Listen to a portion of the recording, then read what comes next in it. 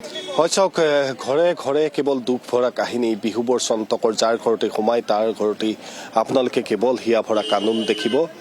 আৰু তাৰ লগে লগে যিসমূহ পৰিয়াল আছে ইজনৰ পাছত সিজনকৈ বানত উটি গ'ল। মোৰ পাছফালৰ যিটো ঘৰ দেখিছে সেই ঘৰটো ঘৰ বুলিবলৈ নাই, এতিয়া কেৱল ধ্বংসাৱেশ বাকী আছে। চাৰিওফালে কেৱল শূন্যতা হৈ গৈছে। এগৰাকী দুগৰাকীকৈ কণমানি আৰু স্বামীক এৰি থৈ পত্নী গুচি গৈছে বা বলিয়া বানে কাঢ়ি লৈ গ'ল তেওঁলোকৰ গোটেই ঘৰখন। তেওঁলোকৰ পত্নী উটি গুচি গ'ল বানত। এই পৰিয়ালটোৰ কাষত এতিয়া বা চকুৰ সন্মুখত কেৱল অন্ধকাৰ। যিফালে চাই তেওঁলোকে কেৱল অন্ধকাৰ দেখিছে। আৰু এই মুহূৰ্তত বিভিন্নজনে আহিছে, বিভিন্নজনে সহায় কৰিছে, কিন্তু কথাটো হ'ল এই মানুহখিনি, এই পৰিয়ালসমূহ দেখিছে যে দুগৰাকীকৈ কণমানি লৈ স্বামী এনেধৰণে ৰাস্তাত থাকিবলগীয়া হৈছে। গতিকে আমাৰো বৰ বিশেষ ভাষা নাই, বৰ বিশেষ কথা নাই। আমি আচলতে বৰ ব্যথিত হৈ পৰিছোঁ যে কি ক'ম, কাৰ লগত কথা পাতিম। কি নাম তোমাৰ মা? আতিকা চেহনাজ মজুমদাৰ। আতিকা চেহনাজ মজুমদাৰ। কোন ক্লাছত পঢ়া তুমি? ক্লাছ 3। ক্লাছ 3। আৰু তোমাৰ? মেহনাজ হক মজুমদাৰ। মেহনাজ হক মজুমদাৰ। তুমি কোন ক্লাছত পঢ়া? ক্লাছ 6ত। ক্লাছ 6ত। স্কুলখন? আছাম ৰাইফল হাই স্কুল। আছাম ৰাইফল হাই স্কুল।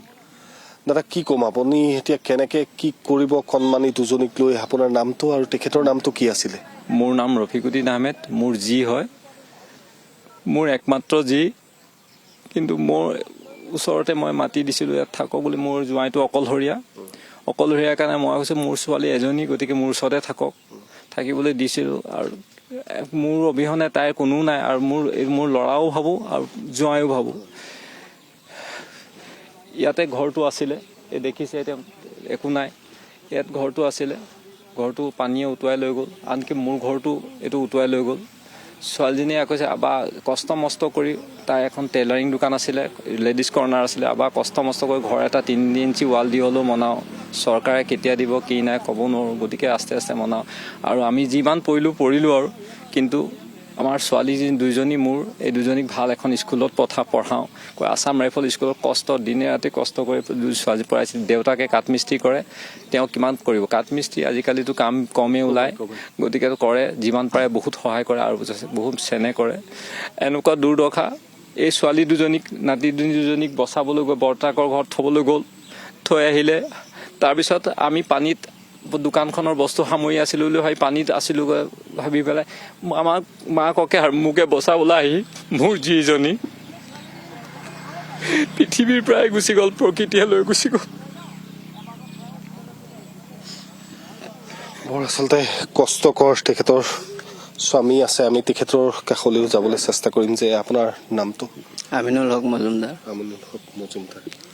এতিয়া ককাক আছে, আপোনাৰ শাহুমা আছে, সকলোবিলাক আমাৰো কোৱাৰ ভাষা নাই। আপুনিও সেই দিন হাজিৰা কৰা মানুহ। এতিয়া ভৱিষ্যতটো বৰ অন্ধকাৰ হৈ পৰিছে। কেনেকে কি কৰিব, কিবা চিন্তা? এতিয়া একো হেৰি নাই, দেখিও কাম কৰিবলৈ হাতীয়া পত্ৰ মেচিন চেচিন সেইকেইটা আছিলে, সেইকেইটাও চব লুচি গুচি গ'ল। এতিয়া যে কাৰোবাৰ ঘৰত কামত যাম, সেইটো হাতীয়াৰ পত্ৰও লোকে নাই। পোৱালীকেইটাৰ কিতাপ, ইউনিফৰ্ম, হেৰি চেৰি একো বস্তুৱে নাই। এতিয়া পোৱালীকেইটাক স্কুলটো খুলিলে, স্কুল পঠিয়াবলৈ কিতাপ একো নাই, হাতত দিবলৈ ইউনিফৰ্ম এটা নাই, পিন্ধাই পঠিয়াবলৈ। এনেকুৱা পৰিস্থিতি হৈছে। পৰিৱেশবিলাক সঁচাই বৰ স্পৰ্শকাতৰ। আৰু আমি কিমান দূৰলৈ পাৰোঁ, যিমান দূৰলৈ চেষ্টা কৰি আছোঁ। আৰু আমি কৈছোঁ যে আপোনালোক অন্তত এই পৰিয়ালসমূহৰ কাষত এবাৰ থিয় দিয়ক। চৰকাৰ প্ৰশাসনক আমি অনুৰোধ জনাইছোঁ, হৃদয়বান লোকসকলক আহ্বান জনাইছোঁ। আজিৰ তাৰিখত হয়তো কোনোবাই এটা সাহাৰ্য দিছে, আলু 1 কেজি, পিঁয়াজ আধা কেজি, চাউল, দালি। খুব বেছি ৰাস্তাত তেওঁলোক থাকিবলগীয়া হৈছে। সেইকেইটা খাই তেওঁলোক কিমান দিন থাকিব? গতিকে সকলোলৈ এটা আহ্বান জনাইছোঁ, যাতে অন্তত এই কণমানি কেইজনীৰ মুখলৈ চাই, তেওঁলোকৰ ভৱিষ্যতলৈ চাই অন্তত কিবা এটা এই পৰিয়ালটোত কৰি দিয়ক।